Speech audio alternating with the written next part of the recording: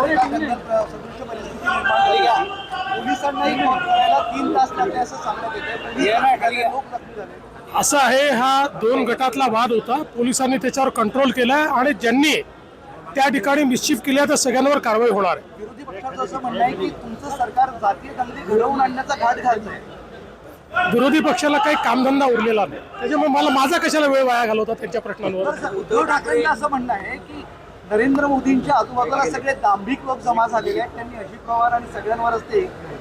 माझं एवढंच म्हणणं आहे की उद्धवजींनी एकदा आरसा पाहावा आणि त्यानंतर बोलावं. त्यांनी दुसरं वक्तव्य असं केलं की मेरे रगों में सिंदूर आहे म्हणणाऱ्या नरेंद्र मोदीचं आता सिंदूर कुठं गेलं भारत पाकिस्तान मॅचवर. मी पहिलेच सांगितलं, असं आहे, जावेद मियाँला घरी जेवायला बोलवणारे तुम्हीच होतात ना, पण मला त्याच्यावर बोलायचं नाही. त्यांनी एकदा आरसा बघावं.